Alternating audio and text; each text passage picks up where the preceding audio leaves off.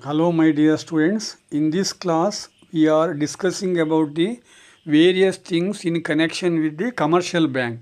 In the last class, we are already explained the meaning of the commercial bank or meaning of a bank, and we are already explained the history of the banking institution developed in different part of the world. In this class, we are mainly concentrate on the meaning of or definition of commercial bank. Definition of the commercial bank. The commercial banks are established only after the Industrial Revolution. Only after the Industrial Revolution. After the Industrial Revolution taken place in England and spread all over the world, capital which played a very important role. Capital which played a very important role after the Industrial Revolution to supply the capital to the industrial purposes. Some of the banking institutions are established. Those institutions are known as commercial bank. Commercial bank is a type of banking institution. The main intention of establishment of those institutions to supply the capital to the industrial purpose and trade and commerce purpose. That is known as the commercial bank. ಈಗ ನಾವು ಆತ್ಮೀಯ ವಿದ್ಯಾರ್ಥಿಗಳೇ, ಈಗ ನಾವು bank ಅಂದ್ರೇನು ಅರ್ಥ ಮಾಡ್ಕೊಂಡ್ವಿ. ವಾಣಿಜ್ಯ ಬ್ಯಾಂಕಿನ ಬಗ್ಗೆನೂ ಕೂಡ ನಾವು ತಿಳ್ಕೊಳ್ಳಿಕ್ಕೆ, ವಾಣಿಜ್ಯ ಬ್ಯಾಂಕ್ ಅಂತ ಹೇಳೋದು ಬ್ಯಾಂಕಿನ ಒಂದು ಪ್ರಕಾರ ಅಂತ ತಿಳ್ಕೊಂಡ್ವಿ. ಬ್ಯಾಂಕುಗಳು ಹೇಗೆ ಉಗಮವಾದವು, ಬ್ಯಾಂಕುಗಳಲ್ಲಿ ಏನೆಲ್ಲ ಪ್ರಕಾರಗಳಿವೆ ಅದನ್ನು ಕೂಡ ನಾವು ಹೇಳಿದ್ವಿ. ಬ್ಯಾಂಕಿನಲ್ಲಿ ಅನೇಕ ಪ್ರಕಾರಗಳಿವೆ, ಅದರಲ್ಲಿ ವಾಣಿಜ್ಯ ಬ್ಯಾಂಕ್ ಅಂತ ಹೇಳೋದು ಕೂಡ ಒಂದು ಅಂತ ನಾವು ನಿಮಗೆ ಹೇಳಿದ್ದೆ. ಈ ವಾಣಿಜ್ಯ ಬ್ಯಾಂಕು ಅಂದರೆ ಏನು, ಅದರ ಬಗ್ಗೆ ನಾವೀಗ ಸವಿಸ್ತಾರವಾಗಿ ನಾವು ತಿಳ್ಕೊಬೇಕಾಗತ್ತೆ. ವಾಣಿಜ್ಯ ಬ್ಯಾಂಕ್ ಅಂದರೆ ಏನು? ವಾಣಿಜ್ಯ ಬ್ಯಾಂಕ್ ಅಂತ ಹೇಳಿದರೆ ವ್ಯಾಪಾರ ಮತ್ತು ವಾಣಿಜ್ಯ ಉದ್ದೇಶಗಳಿಗೆ ಅಥವಾ ಕೈಗಾರಿಕಾ ಕ್ರಾಂತಿಯ ನಂತರ ಬಂಡವಾಳಕ್ಕೆ ಹೆಚ್ಚಿನ ಪ್ರಾಮುಖ್ಯತೆ ಬಂತು. ಕೈಗಾರಿಕಾ ಕ್ರಾಂತಿ ನಿಮ್ಗೆ ಗೊತ್ತಾಗಿದೆ ಯಾವಾಗ ಅಂತೇಳಿ. ಕೈಗಾರಿಕಾ ಕ್ರಾಂತಿಯು ಇಂಗ್ಲೆಂಡಲ್ಲಿ ಪ್ರಾರಂಭವಾಯಿತು 1760ರಿಂದ 1830 ಅವಧಿಯಲ್ಲಿ. ಈ ಕೈಗಾರಿಕಾ ಕ್ರಾಂತಿಯ ನಂತರದಲ್ಲಿ ಬಂಡವಾಳಕ್ಕೆ ಹೆಚ್ಚಿನ ಪ್ರಾಮುಖ್ಯತೆ ಬಂದಿದೆ. ಈ ಒಂದು ಪ್ರಾಮುಖ್ಯತೆಯನ್ನು ಪೂರೈಕೆ ಮಾಡುವ ಸಲುವಾಗಿ ಪ್ರಪಂಚಾದ್ಯಂತ ಈ ಹಣಕಾಸು ಸಂಸ್ಥೆಗಳು ಹುಟ್ಟುಕೊಂಡು ಅವುಗಳನ್ನು ವಾಣಿಜ್ಯ ಬ್ಯಾಂಕುಗಳು ಅಂತ ಕರೀಲಿಕ್ಕೆ ಪ್ರಾರಂಭ ಮಾಡಿದರು. ಅಂದರೆ ವ್ಯಾಪಾರ ಮತ್ತು ವಾಣಿಜ್ಯ ಚಟುವಟಿಕೆಗಳನ್ನು ಉದ್ದೇಶವಾಗಿ ಇಟ್ಕೊಂಡ್ಬಿಟ್ಟು ಸ್ಥಾಪನೆ ಮಾಡಲ್ಪಟ್ಟಂಥ ಬ್ಯಾಂಕುಗಳಿಗೆ ವಾಣಿಜ್ಯ ಬ್ಯಾಂಕುಗಳು ಅಂತ ಕರಿತೀವಿ. Initially commercial banks are those banks they only supply the capital to the trade, commerce and industrial activities. The main intention of establishment of a commercial bank to supply the capital to the industrial, trade and commerce purpose. For this intention, some banking institutions are established. Those institutions are namely called as commercial bank. ಅಂದರೆ ವ್ಯಾಪಾರ ವಾಣಿಜ್ಯ ಚಟುವಟಿಕೆಗಳಿಗೆ, ಕೈಗಾರಿಕಾ ಚಟುವಟಿಕೆಗಳಿಗೆ ಬಂಡವಾಳವನ್ನು ಪೂರೈಕೆ ಮಾಡುವ ಸಲುವಾಗಿ ಏನೆಲ್ಲ ಬ್ಯಾಂಕಿಂಗ್ ವ್ಯವಸ್ಥೆಗಳು ಪ್ರಪಂಚಾದ್ಯಂತ ಜನ್ಮ ತಾಳಿದ್ವು ಅವುಗಳಿಗೆ ವಾಣಿಜ್ಯ ಬ್ಯಾಂಕುಗಳು ಅಂತ ಹೇಳ್ತೇವೆ. ಅಂದರೆ ವಾಣಿಜ್ಯ ಬ್ಯಾಂಕುಗಳು ವ್ಯಾಪಾರ ವಾಣಿಜ್ಯಗಳಿಗೆ ಬಂಡವಾಳವನ್ನು, ಹಣಕಾಸನ್ನು ಪೂರೈಕೆ ಮಾಡುವ ಉದ್ದೇಶದಿಂದ ಸ್ಥಾಪನೆ ಮಾಡಲ್ಪಟ್ಟಂಥ ಬ್ಯಾಂಕುಗಳಾಗಿದ್ದವು. The commercial banks is a financial institution which perform the functions of accepting the deposits from the general public and giving the loan investment with the aim of earning the profit. That is known as commercial bank. Commercial bank is a financial institution. Commercial bank is a financial institution which perform the functions of accepting the deposits from general public, and giving the loan for investment with the aim of earning the profit. From the above definition, one important thing is to be clear, that is, for the sake of earning the profit, commercial banks are functioning. Every commercial banks, they have a common goal, that is profit earning. Profit earning is a common goal. For the sake of earning the profit, to earn the profit, commercial banks are involving in the economic activity. Commercial bank is a financial institution which perform the functions of accepting the deposits from general public and giving the loan for investment with the aim of earning the profit. ಅಂದರೆ ವಾಣಿಜ್ಯ ಬ್ಯಾಂಕುಗಳು ಅಂತೇಳೋದು ಒಂದು ರೀತಿಯ ಹಣಕಾಸು ಸಂಸ್ಥೆಗಳಾಗಿವೆ. ವಾಣಿಜ್ಯ ಬ್ಯಾಂಕುಗಳು ಒಂದು ರೀತಿಯ ಹಣಕಾಸು ಸಂಸ್ಥೆಗಳಾಗಿದ್ದು ಇವುಗಳು ಸಾರ್ವಜನಿಕರಿಂದ ಠೇವಣಿಗಳನ್ನು ಸ್ವೀಕರಿಸಿ ಬಂಡವಾಳ ಹೂಡಿಕೆಯ ಉದ್ದೇಶಕ್ಕೋಸ್ಕರವಾಗಿ ಸಾರ್ವಜನಿಕರಿಗೆ ಸಾಲವನ್ನು ಕೊಡ್ತವೆ. ಇವುಗಳ ಉದ್ದೇಶ ಲಾಭ ಗಳಿಕೆ ಆಗಿರುತ್ತೆ. ಅಂದರೆ ವಾಣಿಜ್ಯ ಬ್ಯಾಂಕ್ ಅಂದ್ರೇನು? ವಾಣಿಜ್ಯ ಬ್ಯಾಂಕ್ ಎಂಬುದು ಒಂದು ಹಣಕಾಸು ಸಂಸ್ಥೆ. ಇದು ಒಂದು ಹಣಕಾಸು ಸಂಸ್ಥೆ. ಈ ಹಣಕಾಸು ಸಂಸ್ಥೆ ಏನು ಮಾಡುತ್ತೆ? ಸಾರ್ವಜನಿಕರಿಂದ ಠೇವಣಿಗಳನ್ನು ಸ್ವೀಕರಿಸುತ್ತೆ. ಬೇರೆ ಬೇರೆ ರೀತಿಯಲ್ಲಿ ಸಾರ್ವಜನಿಕರಿಂದ ಠೇವಣಿಗಳನ್ನು ಸ್ವೀಕರಿಸುತ್ತೆ.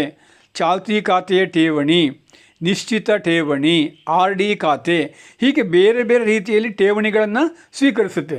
ಹೀಗೆ ಬೇರೆ ಬೇರೆ ರೀತಿಯಲ್ಲಿ ಠೇವಣಿಗಳನ್ನು ಸ್ವೀಕರಿಸಿ ಆ ಠೇವಣಿಗಳ ರೂಪದಲ್ಲಿ ಸ್ವೀಕರಿಸಿದಂಥ ಠೇವಣಿಗಳನ್ನು ಸಾರ್ವಜನಿಕರಿಗೆ ಸಾಲವಾಗಿ ನೀಡುತ್ತೆ. ಸಾಲವಾಗಿ ಯಾಕೆ ನೀಡುತ್ತೆ? ಲಾಭ ಗಳಿಕೆಯ ಉದ್ದೇಶದಿಂದ. ತಾನು ಲಾಭ ಗಳಿಸಬೇಕು ಎನ್ನುವಂಥ ಉದ್ದೇಶದಿಂದ ಸಾರ್ವಜನಿಕರಿಗೆ ಸಾಲವನ್ನು ಒದಗಿಸುತ್ತೆ. ಅಂತಹ ಒಂದು ಹಣಕಾಸು ಸಂಸ್ಥೆಯನ್ನು ನಾವು ಬ್ಯಾಂಕುಗಳು ಅಂತ ಹೇಳ್ತೇವೆ. ಅಂದರೆ ಬ್ಯಾಂಕುಗಳ ಉದ್ದೇಶ ಏನು? That is the profit seeking institution. Commercial banks are nothing but profit seeking institution. ಲಾಭ ಗಳಿಕೆಯ ಸಂಸ್ಥೆಗಳು ಅಂತ ಹೇಳ್ತೇವೆ. ಸೇವೆಯನ್ನು ಮಾಡುವ ಸಂಸ್ಥೆಗಳಲ್ಲ ಇವು ಲಾಭ ಗಳಿಕೆಯ ಸಂಸ್ಥೆಗಳಾಗಿವೆ. ಅಂದರೆ ಸಾರ್ವಜನಿಕರಿಂದ ಠೇವಣಿಗಳನ್ನ ಸ್ವೀಕರಿಸಿ ಸಾರ್ವಜನಿಕರಿಗೆ ಸಾಲವಾಗಿ ನೀಡಿ ಅವುಗಳ ಮೂಲಕ ಲಾಭವನ್ನು ಗಳಿಸುವಂಥ ಹಣಕಾಸು ಸಂಸ್ಥೆಗಳಿಗೆ ನಾವು ವಾಣಿಜ್ಯ ಬ್ಯಾಂಕುಗಳು ಅಂತ ಹೇಳ್ತೀವಿ. ವಾಣಿಜ್ಯ ಬ್ಯಾಂಕುಗಳು ಗ್ರಾಹಕರಿಂದ ಕಡಿಮೆ ಬಡ್ಡಿಯ ದರಕ್ಕೆ ಅವು ಠೇವಣಿಗಳನ್ನ ಸ್ವೀಕರಿಸ್ತವೆ. ಸಾರ್ವಜನಿಕರಿಗೆ ಅದೇ ಠೇವಣಿಯ ಮೊತ್ತವನ್ನು ಸಾಲವಾಗಿ ಹೆಚ್ಚಿನ ಬಡ್ಡಿಯ ದರಕ್ಕೆ ನೀಡಿಬಿಟ್ಟು ತನ್ಮೂಲಕ ಲಾಭವನ್ನು ಗಳಿಸ್ಕೊಡ್ತವೆ. ಈ ಲಾಭವನ್ನು ಗಳಿಸುವಂಥ ಉದ್ದೇಶಕ್ಕೋಸ್ಕರವಾಗಿ ಇವುಗಳು ಸ್ಥಾಪನೆಯಾಗಿರ್ತವೆ. ಇವುಗಳಿಗೆ ನಾವು ವಾಣಿಜ್ಯ ಬ್ಯಾಂಕುಗಳು ಅಂತ ಹೇಳ್ತೀವಿ. ವಾಣಿಜ್ಯ ಬ್ಯಾಂಕುಗಳ ಅಂತಿಮ ಉದ್ದೇಶ ಏನು ಅಂತೇಳಿದರೆ only for earning the profit. For example, the number of commercial banks, they lending the loan to the public for earning the profit. ಸಾರ್ವಜನಿಕರಿಗೆ ನಾವು ಸಾಲ ಕೊಡ್ತಾರೆ, ಠೇವಣಿ ಸ್ವೀಕರಿಸ್ತಾರೆ. ಯಾಕೆ ಅಂತ ಹೇಳಿದರೆ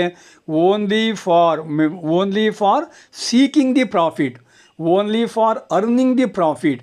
Profit earning motive is a common motive of the commercial bank. For the sake of earning the profit, they involving in the banking activity. ಅಂದರೆ ವಾಣಿಜ್ಯ ಬ್ಯಾಂಕುಗಳು ಬ್ಯಾಂಕಿಂಗ್ ಕ್ಷೇತ್ರಗಳಲ್ಲಿ ಯಾಕೆ ತಮ್ಮನ್ನು ತಾವು ತೊಡಗಿಸಿಕೊಂಡಿವೆ ಅಂತೇಳಿದರೆ ಜನರಿಗೆ ಸೇವೆ ಮಾಡಲಿಕ್ಕೆ ಅಲ್ಲ, ಲಾಭ ಗಳಿಕೆಯ ಉದ್ದೇಶಕ್ಕೋಸ್ಕರವಾಗಿ ಅವು ಸಾಲವನ್ನು ಅವು ಕೊಡ್ತವೆ, ಠೇವಣಿಗಳನ್ನು ಸ್ವೀಕರಿಸ್ತವೆ. ಅಥವಾ ಇತ್ತೀಚಿನ ದಿನಗಳಲ್ಲಿ ಅನೇಕ ಜನೋಪಯೋಗಿ ಕಾರ್ಯಕ್ರಮಗಳನ್ನು ಕೂಡ ಮಾಡ್ತವೆ. ಫಾರ್ ಎಕ್ಸಾಂಪಲ್ ಅನೇಕ ರೀತಿಯ ಸೇವೆಗಳನ್ನು ಕೂಡ ಅವು ಒದಗಿಸ್ತವೆ. ಫಾರ್ ಎಕ್ಸಾಂಪಲ್ ATM ಸೇವೆಯನ್ನು ಒದಗಿಸ್ತವೆ ಅಥವಾ ನೆಫ್ಟ್ ಸೇವೆಯನ್ನು. ಇವನ್ನೆಲ್ಲ ಯಾಕೆ ಒದಗಿಸ್ತಾರೆ ಅಂತ ಹೇಳಿದರೆ to earn the profit. That is the goal of the commercial banks. In the recent year, the commercial banks are number of services are provided to the people.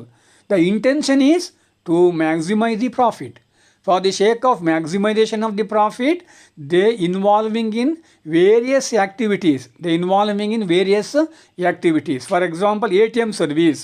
It is one of the important service, modern service given by the commercial banks. At the same time, the money transfer from one bank to another bank, one place to another place, that is a common phenomena in the modern days. The ultimate goal is to earn the profit. For the sake of seeking the profit, a financial institution which lending the loan accepting the deposits, that is known as commercial bank. That is known as commercial bank. ಅಂದರೆ ವಾಣಿಜ್ಯ bank ಅಂದರೆ ಲಾಭವನ್ನು ಗಳಿಸುವ ಉದ್ದೇಶದಿಂದ ಸಾರ್ವಜನಿಕರಿಂದ ಠೇವಣಿಗಳನ್ನು ಸ್ವೀಕರಿಸುವ ಹಾಗೂ ಸಾರ್ವಜನಿಕರಿಗೆ ಸಾಲ ಸೌಲಭ್ಯವನ್ನು ಒದಗಿಸುವ ಅಥವಾ ಇನ್ನಿತರ ಅನೇಕ ಆಧುನಿಕ ಬ್ಯಾಂಕಿಂಗ್ ಚಟುವಟಿಕೆಯಲ್ಲಿ ತೊಡಗಿರುವ ಹಣಕಾಸು ಸಂಸ್ಥೆಯನ್ನು ನಾವು ವಾಣಿಜ್ಯ ಬ್ಯಾಂಕುಗಳೆಂದು ಕರೆಯುತ್ತೇವೆ.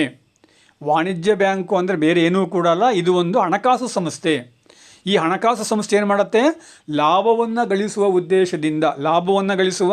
ಉದ್ದೇಶದಿಂದ ಸಾರ್ವಜನಿಕರಿಂದ ಠೇವಣಿಗಳನ್ನು ಸ್ವೀಕರಿಸುತ್ತೆ, ಸಾರ್ವಜನಿಕರಿಗೆ ಸಾಲವನ್ನು ನೀಡುತ್ತೆ, ಸಾರ್ವಜನಿಕರಿಗೆ ಅನೇಕ ಜನೋಪಯೋಗಿ ಕಾರ್ಯಕ್ರಮಗಳನ್ನು ಇದು ನಿರ್ವಹಿಸುತ್ತೆ.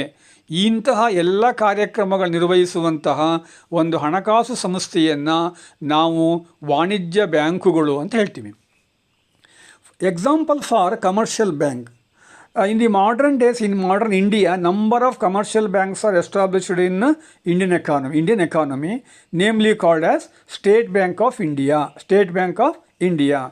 Canara Bank is the best example for commercial bank. Syndicate Bank is merged with Canara Bank, the Corporation Bank. These are the example for the commercial bank. For example, at the same time, the Allahabad Bank, Punjab National Bank, Andhra Bank, Bank of Baroda are the best example for the commercial bank. Karnataka Bank is also an example for the commercial bank. The main intention of these banking institution that is known as the earning the profit. ಲಾಭ ಗಳಿಕೆಯ ಉದ್ದೇಶಕ್ಕೋಸ್ಕರವಾಗಿ ಈ ಹಣಕಾಸು ಸಂಸ್ಥೆಗಳಿವೆ. ಅಂದರೆ ಈ ಒಂದು ವಾಣಿಜ್ಯ ಬ್ಯಾಂಕ್ಗಳಿಗೆ ನಾವು ನಿಮಗೆ ಉದಾಹರಣೆ ಕೊಡಬೇಕು ಅಂತ ಹೇಳಿದರೆ, ಈಗ ಸ್ಟೇಟ್ ಬ್ಯಾಂಕ್ ಆಫ್ ಇಂಡಿಯಾ ಅಥವಾ ಭಾರತೀಯ ಸ್ಟೇಟ್ ಬ್ಯಾಂಕ್, ಕಾರ್ಪೊರೇಷನ್ ಬ್ಯಾಂಕ್, ಹಾಗೆ ಕೆನರಾ ಬ್ಯಾಂಕ್, ಹಾಗೆ ಕರ್ನಾಟಕ ಬ್ಯಾಂಕ್ ಅಥವಾ ICICI ಬ್ಯಾಂಕ್, ಅಲಹಾಬಾದ್ ಬ್ಯಾಂಕ್, ಹಾಗೆ Andhra bank, bank of Baroda, ಇವೆಲ್ಲವೂ ಕೂಡ ಏನಾಗಿವೆ? ವಾಣಿಜ್ಯ ಬ್ಯಾಂಕುಗಳು ಆಗಿವೆ. ಅಂದರೆ ವಾಣಿಜ್ಯ ಬ್ಯಾಂಕ್ ಅಂದರೆ ಏನು ಅಂತ ನಾವೀಗ ತಿಳ್ಕೊಂಡ್ವಿ. In the modern days the commercial banks are functioning in different ways. Some banks are coming under the public sector, some banks are coming under the private sector. In India, we made the classification of the commercial bank into various categories. Number one is the public sector bank, number second is the private sector bank. One of the important classification of the commercial banks in India, that is the public sector bank and private sector bank. Public sector bank is nothing but a commercial bank is entirely owned and managed by the government directly. That is known as public sector bank. Public sector bank is a type of bank that is entirely the entire administration of a given bank that is controlled by the government. That is known as public sector bank. ಸಾರ್ವಜನಿಕ ವಲಯದ ಬ್ಯಾಂಕುಗಳು ಅಥವಾ ಬ್ಯಾಂಕುಗಳನ್ನು ನಾವು ಅನೇಕ ರೀತಿಯಲ್ಲಿ ವರ್ಗೀಕರಿಸ್ತೇವೆ. ಅದರಲ್ಲಿ ಪ್ರಮುಖವಾದ ಒಂದು ವರ್ಗೀಕರಣ ಅಂದರೆ ಯಾವುದು? ಸಾರ್ವಜನಿಕ ವಲಯದ ಬ್ಯಾಂಕುಗಳು, ಖಾಸಗಿ ವಲಯದ ಬ್ಯಾಂಕುಗಳು. ಹಾಗಾದರೆ ಸಾರ್ವಜನಿಕ ವಲಯದ ಬ್ಯಾಂಕುಗಳು ಅಂದ್ರೇನು? ಸಾರ್ವಜನಿಕ ವಲಯದ ಬ್ಯಾಂಕುಗಳು ಅಂತ ಹೇಳಿದರೆ ಸರ್ಕಾರದ ನೇರ ಅಧೀನಕ್ಕೆ ಒಳಪಟ್ಟಂತಹ ವಾಣಿಜ್ಯ ಬ್ಯಾಂಕುಗಳು. ಯಾವ ವಾಣಿಜ್ಯ ಬ್ಯಾಂಕುಗಳು ಸರ್ಕಾರದ ನೇರ ಅಧೀನಕ್ಕೆ, ನೇರ ಆಡಳಿತಕ್ಕೆ ಒಳಪಟ್ಟಿವೆಯೋ ಅಂತಹ ಬ್ಯಾಂಕುಗಳನ್ನು ನಾವು ಸಾರ್ವಜನಿಕ ವಲಯದ ಬ್ಯಾಂಕುಗಳು ಅಂತ ಹೇಳ್ತೇವೆ. ಫಾರ್ ಎಕ್ಸಾಂಪಲ್, ಈಗ ನಿಮಗೆ state bank of India, corporation bank, Canara bank ಇವೆಲ್ಲವೂ ಕೂಡ ಸರ್ಕಾರದ ನೇರ ಅಧೀನಕ್ಕೆ ಒಳಪಟ್ಟಿವೆ ಅಥವಾ RBIನ ನೇರ ಒಂದು ನಿಯಂತ್ರಣಕ್ಕೆ ಒಳಪಟ್ಟಿವೆ. ಅಂತಹ ಬ್ಯಾಂಕುಗಳನ್ನು ನಾವು ಏನು ಕರಿಬೇಕು? ಅವುಗಳನ್ನು ನಾವು ಸಾರ್ವಜನಿಕ ವಲಯದ ಬ್ಯಾಂಕುಗಳು ಅಂತ ಹೇಳ್ತೇವೆ. On the other hand, private sector bank is another important type of banking institution established in different parts of the world. The private sector banks are those banks, they are owned and managed by the private entrepreneur. Private persons, they join together and establish a banking institution that is known as the private sector commercial bank. Commercial banks are also established by the private entrepreneur. For the sake of making the profit, some people assemble together and establishment of a commercial bank that is known as the private sector bank. ಈಗ ಖಾಸಗಿ ಬ್ಯಾಂಕುಗಳು, ಖಾಸಗಿ ವಲಯದ ಬ್ಯಾಂಕುಗಳು ಅಥವಾ ಖಾಸಗಿ ವಲಯದ ವಾಣಿಜ್ಯ ಬ್ಯಾಂಕುಗಳು ಅಂದ್ರೇನು?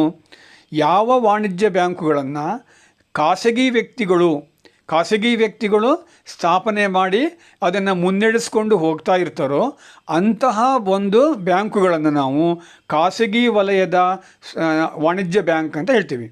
ಖಾಸಗಿ ವಲಯದ ವಾಣಿಜ್ಯ ಬ್ಯಾಂಕ್ ಅಂದರೆ ಏನು? ಯಾವ ವಾಣಿಜ್ಯ ಬ್ಯಾಂಕುಗಳನ್ನು ಖಾಸಗಿಯವರು ಸ್ಥಾಪನೆ ಮಾಡ್ತಾರೆ ಮತ್ತು ಅದನ್ನು ಮುನ್ನಡೆಸ್ಕೊಂಡು ಹೋಗ್ತಾರೆ, ಅದರ ಲಾಭ ನಷ್ಟಗಳಿಗೆ ಅವರೇ ಹೊಣೆಗಾರರಾಗಿರ್ತಾರೆ, ಅಂಥ ಬ್ಯಾಂಕುಗಳನ್ನು ಖಾಸಗಿ ಬ್ಯಾಂಕುಗಳು ಅಂತ ನಾವು ಕರಿತೀವಿ. ಫಾರ್ ಎಕ್ಸಾಂಪಲ್, ಈಗ ನಮ್ಮ ಕರ್ನಾಟಕದಲ್ಲಿರುವಂಥ ಕರ್ನಾಟಕ ಬ್ಯಾಂಕ್ ಅಥವಾ ಕರ್ನಾಟಕದ ಹೆಮ್ಮೆಯ ಸಂಸ್ಥೆ ಈ ಕರ್ನಾಟಕ ಬ್ಯಾಂಕ್ ಇದೆ. ಇದೇನಾಗಿದೆ? ಇದು ಖಾಸಗಿ ಬ್ಯಾಂಕ್ ಆಗಿರುತ್ತೆ. ಹಾಗೆ I C I C I bank is another example for the private sector banks. ಅಂದರೆ ಇವೆಲ್ಲವೂ ಕೂಡ ಖಾಸಗಿ ವ್ಯಕ್ತಿಗಳ ನಿಯಂತ್ರಣದಲ್ಲೇ ಇರ್ತವೆ. ಅವುಗಳನ್ನು ನಾವು ಖಾಸಗಿ ವಾಣಿಜ್ಯ ಬ್ಯಾಂಕ್ ಅಂತ ಕರಿತೀವಿ. Some people, they also classified the commercial bank into the foreign banks and domestic banks. ಅಂದರೆ ಕೆಲವು ಅರ್ಥಶಾಸ್ತ್ರಜ್ಞರನ್ನು ವಿದೇಶಿ ವಾಣಿಜ್ಯ ಬ್ಯಾಂಕುಗಳು ಮತ್ತು ಸ್ವದೇಶಿ ವಾಣಿಜ್ಯ ಬ್ಯಾಂಕ್ ಅಂತಲೂ ಕೂಡ ಕರೀತಾರೆ. ವಿದೇಶಿ ವಾಣಿಜ್ಯ ಬ್ಯಾಂಕ್ ಅಂದ್ರೇನು? ವಿದೇಶಗಳಲ್ಲಿ ತನ್ನ ಮೂಲ ಶಾಖೆಯನ್ನು ಹೊಂದಿದ್ದು ಇನ್ನೊಂದು ದೇಶದಲ್ಲಿ ಕಾರ್ಯವನ್ನು ಮಾಡ್ತಿರೋ ಬ್ಯಾಂಕುಗಳು, ಅವುಗಳನ್ನು ನಾವು ವಿದೇಶಿ ಬ್ಯಾಂಕುಗಳು ಅಂತ ಕರಿತೇವೆ. ಹಾಗೆ ಖಾಸಗಿ ಅಥವಾ ದೇಶೀಯ ಬ್ಯಾಂಕ್ ಅಂದರೆ ಅದರ ಕಾರ್ಯಕ್ಷೇತ್ರ ಕೇವಲ ಒಂದು ದೇಶಕ್ಕೆ ಮಾತ್ರ ಸೀಮಿತವಾಗಿರ್ತವೆ. That is another important type of classification of the commercial banks. Commercial banks are also classified in to the another category that is known as foreign banks and the domestic banks. Foreign banks are those banks, the headquarter of the given foreign bank located in the foreign country, through the branches they functioning in different part of the world, that is known as foreign commercial banks. ಇಲ್ಲಿ ಯಾವುದೇ ಒಂದು ವಾಣಿಜ್ಯ ಬ್ಯಾಂಕಿನ ಶಾಖೆ ವಿದೇಶಗಳಲ್ಲಿ ನೆಲೆಸಿರುತ್ತೆ. ವಾಣಿಜ್ಯ ಬ್ಯಾಂಕಿನ ಮೂಲ ಶಾಖೆ ವಿದೇಶದಲ್ಲಿದ್ದು ತನ್ನ ಶಾಖೆಗಳ ಮೂಲಕ ಪ್ರಪಂಚಾದ್ಯಂತ ಅದು ಕೆಲಸವನ್ನು ಮಾಡ್ತಾ ಇರುತ್ತೆ. For example, I C I C I bank ಇದು ಒಂದು ವಿದೇಶಿ ಬ್ಯಾಂಕ್ ಆಗಿರುತ್ತೆ. ಅದರ ಹೆಡ್ ಕ್ವಾರ್ಟರು ಅದು ವಿದೇಶಗಳಲ್ಲಿದೆ. ಅದೇ ರೀತಿಯಲ್ಲಿ ಅದೇನು ಮಾಡುತ್ತೆ, ತನ್ನ ದೇಶಾದ್ಯಂತ ಬೇರೆ ಬೇರೆ ದೇಶಗಳಲ್ಲಿ ತನ್ನ ಶಾಖೆಯನ್ನು ತೆರೆದುಬಿಟ್ಟು ಕೆಲಸ ಮಾಡುತ್ತೆ. ಹಾಗೆ ಡೊಮೆಸ್ಟಿಕ್ ಬ್ಯಾಂಕ್ಸ್ ಅಂದ್ರೇನು? Domestic commercial banks are those banks the established only with in the country. ದೇಶದ ಒಳಗೆ ಸ್ಥಾಪನೆಯಾಗಿರ್ತವೆ, ದೇಶದ ಒಳಗೆ ಅವುಗಳ ವ್ಯಾಪಾರ ವಾಣಿಜ್ಯ ಚಟುವಟಿಕೆಗಳು ನಡೀತಾ ಇರ್ತವೆ. ಅವುಗಳಿಗೆ ನಾವು ದೇಶೀಯ ವಾಣಿಜ್ಯ ಬ್ಯಾಂಕುಗಳು ಅಂತ ನಾವು ಹೇಳ್ತೇವೆ. That is about the meaning and types of the commercial banks established in different part of the world. In the next class, we are trying to explaining about the role of commercial banks in economic development. ಈಗ ಇವೆಲ್ಲವೂ ಕೂಡ ವಾಣಿಜ್ಯ bank ಅಂದರೆ ಏನು, ವಾಣಿಜ್ಯ ಬ್ಯಾಂಕಿನ ವಿಧಗಳು ಯಾವುದು ಅಂತ ನಾವು ತಿಳ್ಕೊಂಡ್ವಿ. ಈಗ ಮುಂದಿನ ತರಗತಿಯಲ್ಲಿ ವಾಣಿಜ್ಯ ಬ್ಯಾಂಕುಗಳು ಆರ್ಥಿಕ ಅಭಿವೃದ್ಧಿಯಲ್ಲಿ ಯಾವ ರೀತಿ ತನ್ನ ಕಾರ್ಯನಿರ್ವಹಿಸ್ತವೆ ಅನ್ನುವುದರ ಬಗ್ಗೆ ಚರ್ಚೆ ಮಾಡಬೇಕಾಗತ್ತೆ. Thank you.